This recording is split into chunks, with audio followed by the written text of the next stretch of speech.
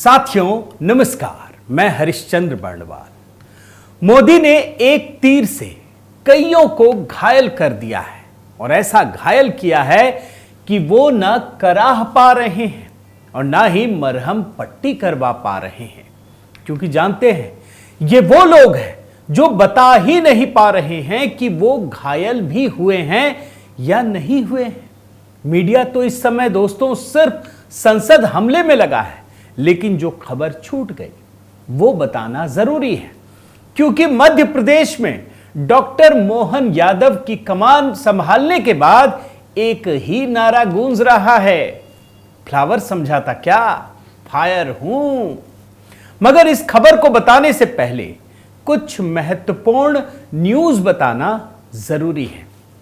राजस्थान में दोस्तों भजन शर्मा के मुख्यमंत्री पद की शपथ लेने और दिया कुमारी प्रेमचंद बैरवा के उप मुख्यमंत्री पद की शपथ के साथ ही पीएम मोदी की नई सोशल इंजीनियरिंग पूरी हो गई है। और ऐसी पूरी हुई कि इंडिया अलायंस की सोशल इंजीनियरिंग के इंजन का कोयला पानी धरा का धरा रह गया। क्यों जानते हैं? क्योंकि मोदी का जो इंजन है ना, वो इलेक्ट्रिक इंजन है, वो तो काफी आगे निकल गया है। तो इनका क्या काम? दरअसल राजस्थान में दोस्तों प्रधानमंत्री मोदी ने जहां 3 दशकों के बाद एक ब्राह्मण को मुख्यमंत्री बनाया, तो वहीं दलित समुदाय के प्रेमचंद बैरवा के साथ जयपुर राजघराने की दिया कुमारी को उप मुख्यमंत्री बनाकर राष्ट्रवादी सोशल इंजीनियरिंग की धमक राष्ट्रीय राजनीति में पैदा कर दी। राष्ट्रवादी सोशल इंजीनियरिंग का ये जो करिश्मा है ना, वो छत्तीसगढ़ में भी दिखा। छत्तीसगढ़ में आदिवासी समुदाय के विष्णुदेव साय को जहां मुख्यमंत्री बनाया गया, वहीं ब्राह्मण समुदाय के विजय शर्मा और पिछड़ा वर्ग के अरुण साव को उप मुख्यमंत्री की कमान सौंपी गई। लेकिन इन सब से ऊपर पीएम मोदी ने मध्य प्रदेश में जो राष्ट्रवादी सोशल इंजीनियरिंग की है ना, उसका झटका जोर से लगा है। एक प्रकार से कहें तो पूरे उत्तर भारत में लेफ्ट लिबरल इकोसिस्टम की राजनीतिक पार्टियों की सोशल इंजीनियरिंग सदमे में आ गई है। मध्य प्रदेश में दोस्तों ओबीसी समुदाय के डॉक्टर मोहन यादव को मुख्यमंत्री बनाने के साथ ही दलित समुदाय के जगदीश देवड़ा, ब्राह्मण समुदाय से राजेंद्र शुक्ला को उप मुख्यमंत्री बनाया गया है। और तीनों ही राज्यों में इन सभी लोगों के जो मैंने नाम लिया मुख्यमंत्री बनने की दूर दूर तक कोई चर्चा ही नहीं थी। कोई नहीं जानता था कि कौन मुख्यमंत्री बनेगा। डिप्टी सीएम की तो बात ही छोड़ दीजिए। जब मध्य प्रदेश के मुख्यमंत्री डॉक्टर मोहन यादव के नाम का पूर्व मुख्यमंत्री शिवराज सिंह चौहान ने ऐलान किया, तो सब हैरान हो गए थे, अवाक रह गए थे।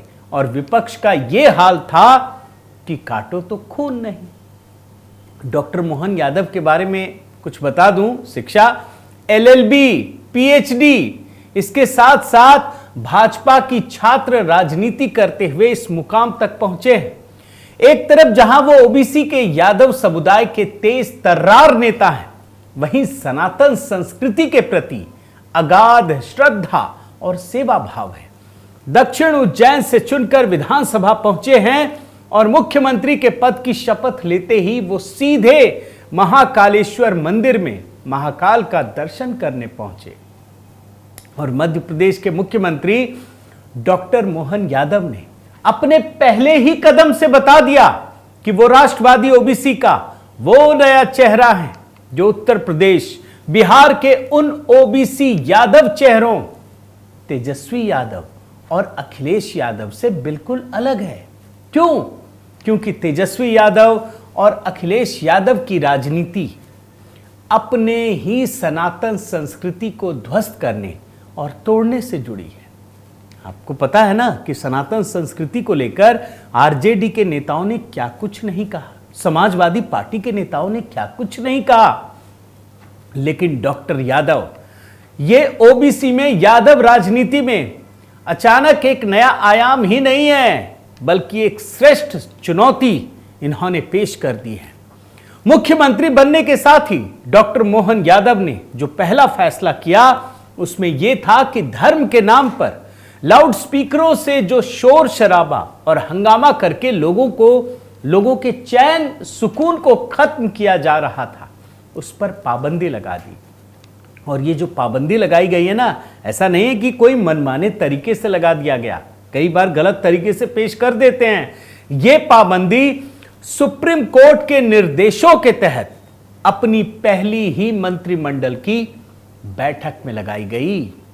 और मंत्रिमंडल की इसी बैठक में दोस्तों राज्य में खुले में मांस, मछली और अंडों की बिक्री पर भी रोक लगाने का निर्णय किया गया।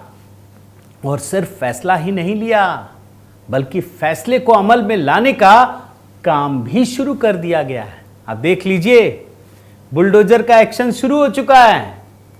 ऐसा नहीं है, ये बड़े तेज तर्रार डॉक्टर मोहन यादव की कहानी है। महाकाल की नगरी उज्जैन में मीट मांस की दुकानों पर कानूनी कार्रवाई शुरू हो गई है। और इसीलिए जो लोग डॉक्टर मोहन यादव को, मैंने कहा ना, फ्लावर समझ रहे थे, उन्हें एहसास हो गया है दोस्तों, ये तो फायर है, फायर।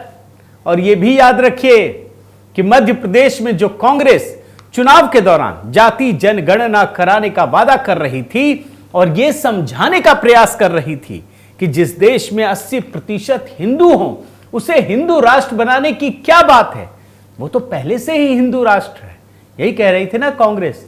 आज उसे समझ में नहीं आ रहा है कि मध्य प्रदेश के इस नए नवेले मुख्यमंत्री के इन निर्णयों का विरोध करे या समर्थन करे, क्योंकि मध्य प्रदेश के मुख्यमंत्री का विरोध करने का मतलब है कि राष्ट्रवादी ओबीसी का विरोध। और इसीलिए दोस्तों कांग्रेस हाईकमान ने मध्य प्रदेश कांग्रेस को निर्देश दिया है कि अभी बोलने की कोई जरूरत नहीं है, एकदम मुंह में टेप चिपका दिया है। कितना बड़ा कमाल है।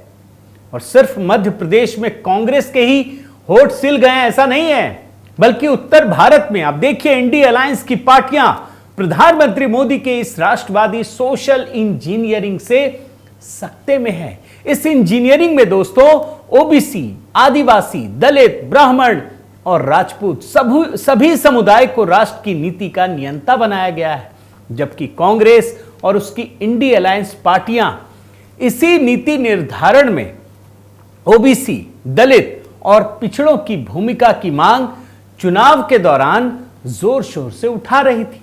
आप भूले तो नहीं है ना, मध्य प्रदेश के चुनाव के दौरान राहुल गांधी ने कहा था कि सरकार बनते ही जातिगत जनगणना कराएंगे, हर रैली में कहा था।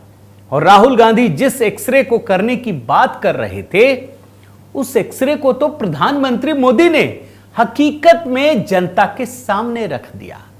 झटका तो लगना ही था ना, क्योंकि यही वादा छत्तीसगढ़ में भी किया गया था। हर जगह कर रहे थे राहुल गांधी, तड़का लगा रहे थे, लेकिन छत्तीसगढ़ में भी प्रधानमंत्री मोदी ने इंडिया अलायंस के वादे को हकीकत में बदल कर दिखा दिया। हर जगह एक ही कहानी है दोस्तों, और ऐसा ही वादा राहुल गांधी राजस्थान में भी करते रह गए और प्रधानमंत्री मोदी ने करके दिखा दिया। यह अलग शैली है, वो कहते हैं, वो गलत नीयत से भी कहते हैं, लेकिन प्रधानमंत्री मोदी करते हैं और इनकी नीयत भी अच्छी है। और इन राज्यों में दोस्तों चुनाव से पहले आपको एक और चीज बताता हूं, बिहार में जिस तरह से नीतीश कुमार ने जातीय जनगणना की चाल चली, वहीं से शुरू किया और इसी फॉर्मूले के आश्रय प्रधानमंत्री मोदी के राष्ट्रवाद को 2024 के चुनाव में घेरना चाहते थे। हम नीतीश कुमार तो 2024 में इस्तेमाल करते कि बिहार में मैंने ये कर दिया, लेकिन उन्हें भी राहुल गांधी ने लंगी मार दी और खुद ही उससे ही पहले इन्हीं तीनों राज्यों में इस्तेमाल करना शुरू कर दिया। और राहुल गांधी कहने लगे कि देश में अगर कोई जाति जनगणना कर सकता है तो वो कांग्रेस है और हमारी राजनीतिक इच्छा शक्ति है। राहुल गांधी ने तो दोस्तों यहां तक ऐलान कर दिया कि 2024 में केंद्र में सरकार बनने के 2 घंटे में वो इस देश में जाति जनगणना करने का आदेश करवा देंगे। कुछ भी कह सकते हैं। और इन राज्यों में चुनाव प्रचार के दौरान प्रधानमंत्री मोदी को चुनौती दी कि वो देश में जाति जनगणना नहीं करवा सकते हैं। कई सारे फॉर्मूले आजमाए गए, लेकिन याद रखिए 60 सालों से अधिक समय तक केंद्र की सत्ता में रहने वाली कांग्रेस और बिहार में पिछले 3 दशकों से शासन करने वाली आरजेडी और जेडीयू जो काम नहीं कर सकी, जिसके लिए पिछले कुछ महीनों से रुदाली कर रही थी, सत्ता में दशकों तक रहने के बाद भी ये पार्टियां सिर्फ 2024 में, ध्यान रखिए, प्रधानमंत्री मोदी को चुनौती देने के लिए जाति जनगणना का खेल कर रही थी। क्यों? क्योंकि इंडी अलायंस की नजर देश की 52% ओबीसी आबादी पर थी।